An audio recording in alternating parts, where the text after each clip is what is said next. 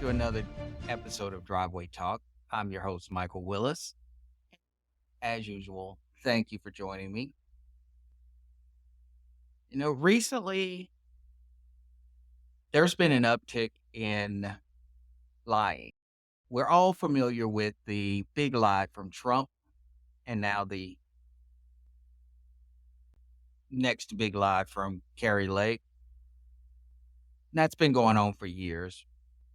We all know Trump lost. There's no two ways about it, and so did Carrie Lake. And Trump lost because 81 million Republicans and Democrats did not want him as president again. But he keeps it going because it makes him money. We all know that. Or at least if you have a brain and a little bit of common sense, you know that. He's keeping it going because it makes him money. And so are certain news outlets. They kept it going because it made them money. Case in point, Fox News. Now that we are starting to enter the discovery phase of the Dominion lawsuit, bits and pieces about what happened and why they kept the big lie going is coming out. And basically what it boils down to is money. They were afraid to lose viewers to Newsmax if they did not go along with the lie. They know it was a lie. There's been emails and texts starting to come out stating that they knew it was a lie, but because they were afraid to lose viewers, they went with it. And that's just one bit of the lying that's going on now. It's becoming a way of life for politicians. And if you lived any length of life as an adult, we all know politicians lie. They lie about lowering taxes to get elected. They lie about lowering the debt, whatever you can think of. They've lied about just to get elected. But now again, it's been taken to a new level of lying. And basically now people are lying about their whole lives. For example, there's a congressman by the name of Andy Ogles from Tennessee. He's lied about his resume. He said he was an economist and he studied at Middle Tennessee State, social policy and economics. There's no proof of that. That's already been debunked. He's also worked in human trafficking and sex crimes. There's no proof of that. He's about as much of an officer as Herschel Walker was. He's basically some sort of honorary individual that had no actual training or actually assisted. But he's small potatoes compared to the biggest liar I've ever heard of or seen. They lied about their whole life, their resume, everything was a lie. And that liar would be one George Santos. George Santos, or Anthony Devolder, he's the congressman from the 3rd District of New York, which is basically a good part of Long Island. And since he's been elected, several lies have come out that he's told over the years. And pretty much every lie is being debunked and falling apart. Starting with his high school. Said he went to a Horace Mann High School in the Bronx, but had to leave due to parents falling on hard times. School spokesman said he's never attended there. There's no record of him attending. Move on to college. Claims he went to Baruch College with a degree in economics and finance. He also claimed that he played volleyball there while at Baruch. There's no record of Santos being in the class of 2010, as he claims. Santos also states that he attended NYU. Of course, NYU could not corroborate. And later he told the New York Post he didn't graduate from any college or university. He just started look better if he did and give him more clout to get elected if he lied about that. And then shortly after his fake college career, his bio claims he worked on Wall Street. Says he worked at Goldman Sachs and Citigroup. Neither company has a record of him working at any point there. He's also had several misleading statements and filings of his campaign funds. I did not know this, but he actually ran in 2020 and filed disclosure showing a salary of $55,000 working for a company called Link Bridge Investors. States he introduced investors to a hedge fund managers. Company's founder said Santos was a freelance worker and he worked on commission. He sold sponsorships for events. In 2020, his resume states he worked for Harbor City Capital and said he managed a $1.5 billion fund. Customer told Santos that his promises of full bank guarantees on investments were bogus, which is true.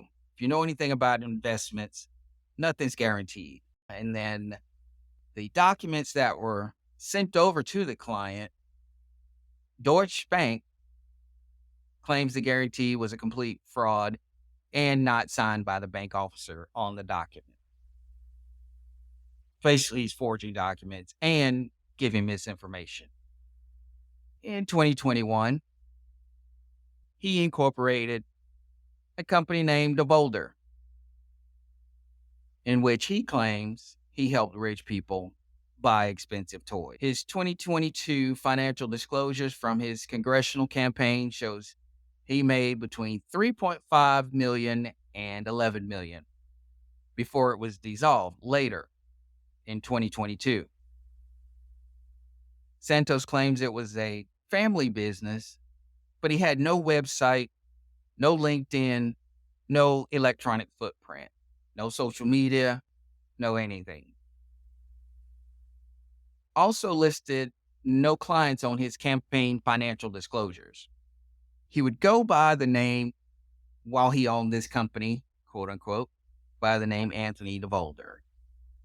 And there's still $700,000 in campaign funds that he claimed or filed that still have no explanation.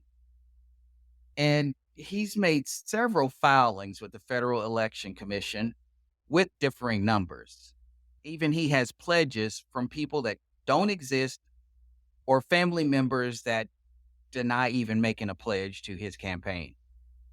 And let's back up a little bit. In 2008, when Santos was in Brazil, he allegedly stole the checkbook of a man his mother was caring for and wrote about $700 in fraudulent checks.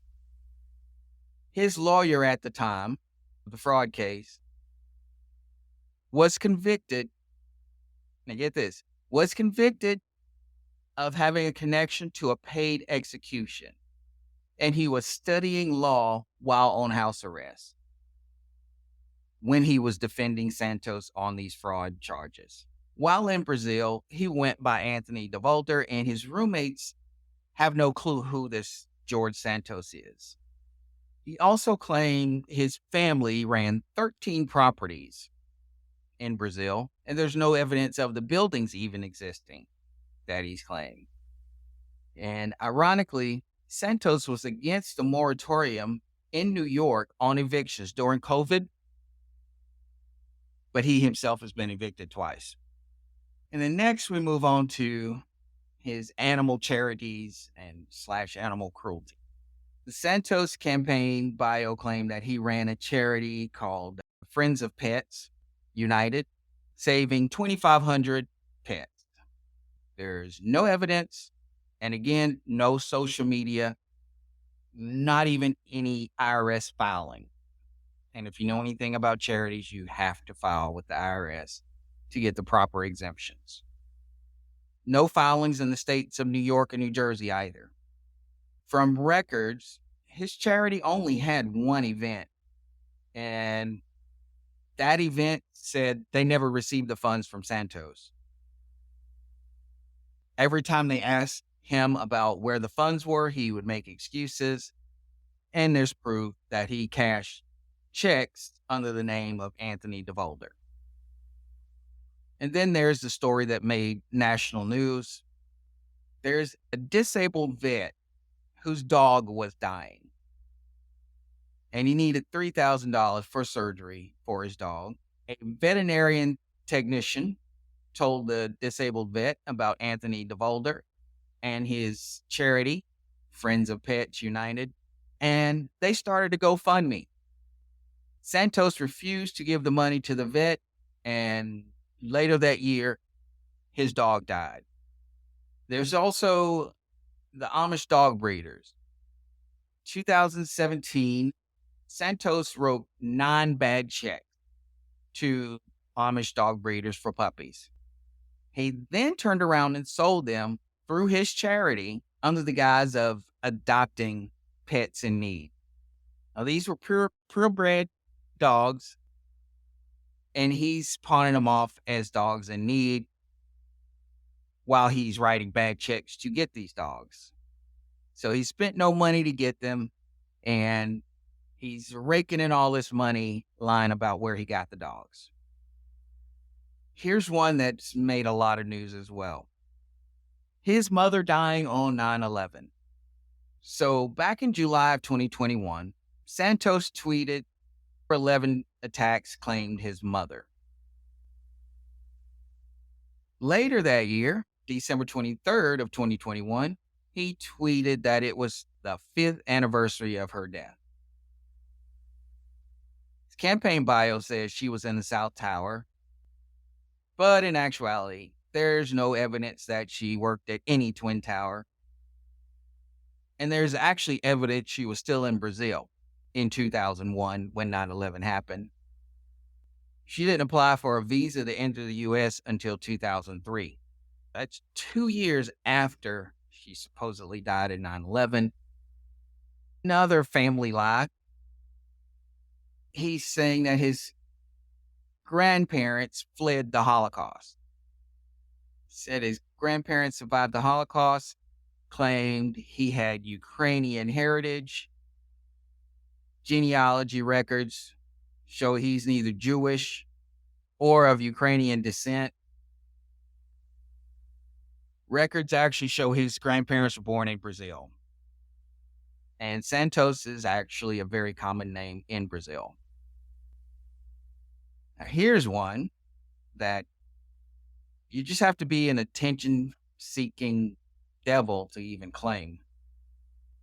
He's claimed that he had 4 employees that were killed in the Pulse nightclub shooting.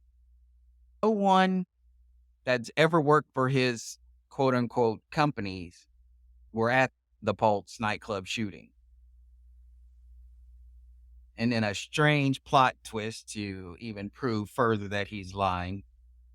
Just today alone, he co-sponsored a bill with Alabama Congressman Bill Moore and Lauren Boebert,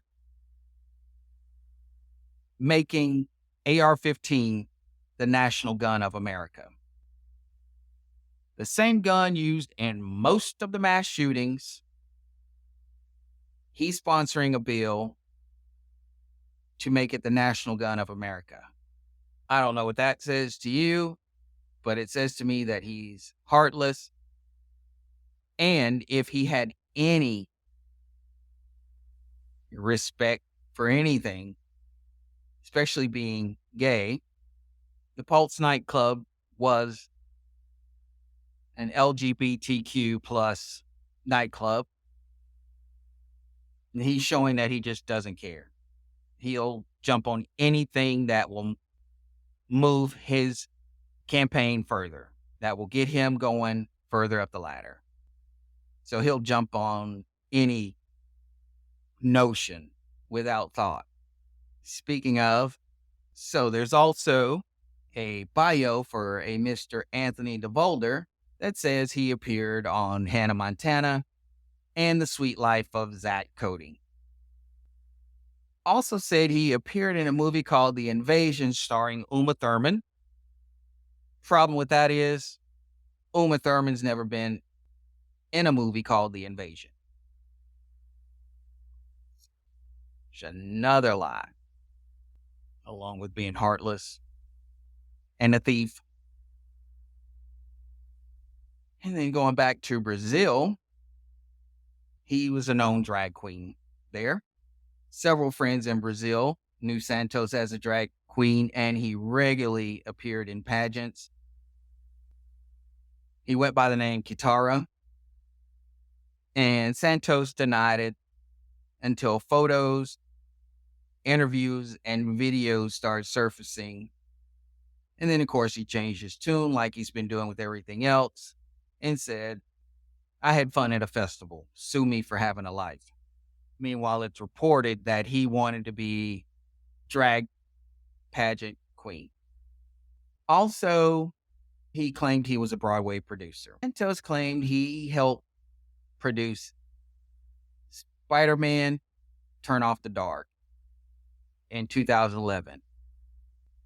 The timeline doesn't match because he was supposedly playing volleyball for Baruch College in 2011, and the real producers deny he had any involvement, which is also strange because it was a massive flop. Everybody lost millions of dollars on this, so it's really weird that he would even claim this. I guess because it was such a flop, he'd think nobody look it up. And recently on a podcast in Brazil, he claimed there was an assassination attempt on his life already since he's been a congressman. There are, of course, no reports of this and no police records of any kind.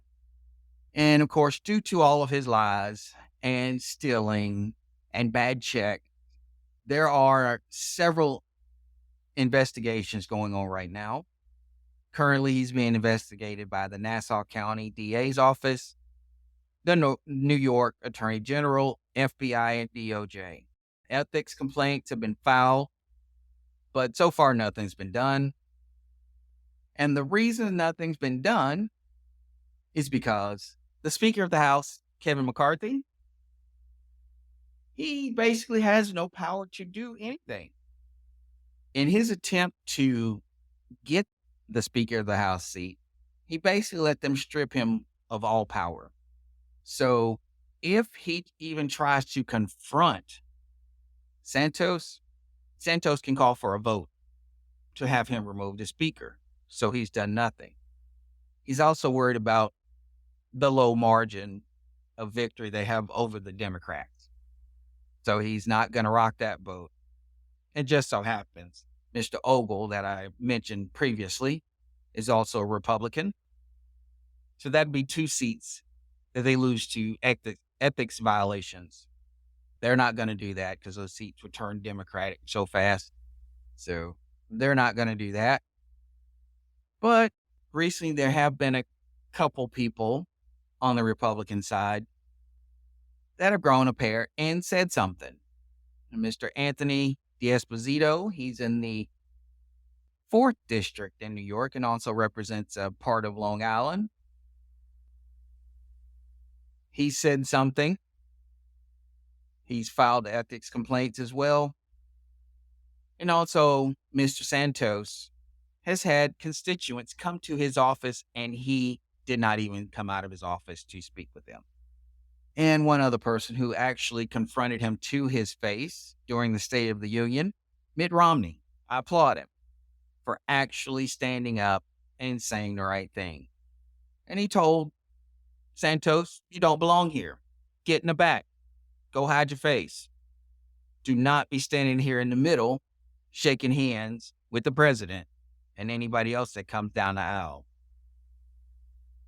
You didn't earn this position. You lied your way to it. So, applause and flowers for Mr. Mitt Romney. Unfortunately, lies have become a way of life. And again, it's not the standard lies that politicians used to tell. Lower taxes, lower the deficit, end war, world hunger. No, these are lies that are getting people hurt now. The big lie was a big contributor to January 6th. It was the main contributor to January 6th. Outlets like Fox News, OAN, Newsmax also contributed, and they are still contributing. And then now we have people like Andy Ogles, George Santos slash Anthony Devolder that have completely lied their whole lives. The whole resumes are lies. And in the case of Santos,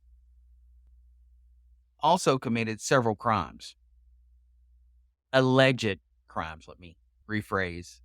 But hopefully, we will get back to having some ethics in politics. We'll get the far right wing MAGA crazies out of office. We'll stand our ground and have some ethics when it comes to people like Santos and Ogle and Marjorie Taylor Greene and Boebert and Jim Jordan. We'll start having some ethics. Cruz, Hawley. But until then, this is what we have. We have a mess in Washington. We have a mess at the state levels, the local levels, and no names like even Carrie Lake are using the big lie to make money and grift. Recently, she turned down an engagement in Michigan because they could not pay her. The Michigan GOP is broke. It was poorly ran, and now they're $2 million in the hole. But hopefully we'll come to our senses. People will start having respect for themselves again and voting for candidates that care about anything other than lying and grifting. Again, well, thank you for listening to me again. This is Driveway Talk. I'm the host, Michael Willis. Please give me a like, a follow, a subscription, rate, review, and you all have a great rest of your evening. Good night.